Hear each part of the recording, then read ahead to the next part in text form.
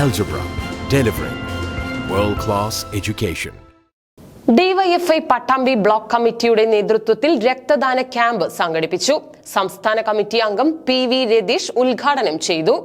പാലക്കാട് ജില്ലാ ആശുപത്രി blood bank, Reddy's blood Kerala എന്നിവയുമായി സഹകരിച്ചാണ് ഡിവൈഎഫ്ഐ പട്ടാമ്പി ബ്ലോക്ക് കമ്മിറ്റിയുടെ ആഭിമുഖ്യത്തിൽ രക്തദാന ക്യാമ്പ് സംഘടിപ്പിച്ചത്.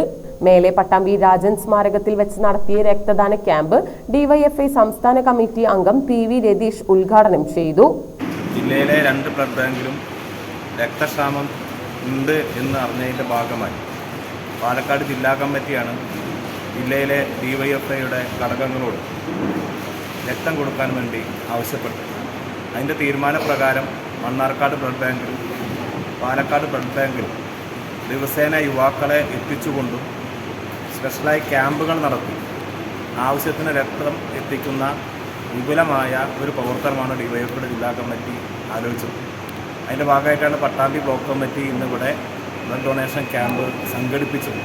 നമുക്കറിയാം, എല്ലാ പ്രതിസന്ധി കാലങ്ങളും യുവാക്കൾക്ക് മാതൃകയാവുന്ന തരത്തിൽ ഒരു യുവസംഘടന എന്ന രീതിയിൽ മാതൃകാപരമായ പ്രവർത്തനം ഏറ്റെടുക്കുന്ന പ്രസ്ഥാനമാണ് ഡിവൈഎഫ്ഐ. സംസ്ഥാനത്തൊട്ടാകെ ഏറ്റവും കൂടുതൽ രക്തം കൊടുക്കുന്ന യുവാക്കളുള്ള യുവജന പ്രസ്ഥാനമായി ഡിവൈഎഫ്ഐ മാറുകയാണ്. അതിൻ്റെ കണക്കുകൾ എടുത്ത് പരിശോധിച്ചാൽ ഗവൺമെൻറ് തലത്തിൽ എല്ലാ വർഷവും ആ അർഹതയ്ക്ക് അംഗീകാരം ലഭിക്കുന്ന യുവജന പ്രസ്ഥാനമായി ഡിവൈഎഫ്ഐ മാറുകയാണ്. DYFI block president M N. Sudeep അധ്യക്ഷനായി. Block secretary A N. Neeraj, T V. Gireesh, P V. Rajeesh എന്നിവർ പങ്കെടുത്തു.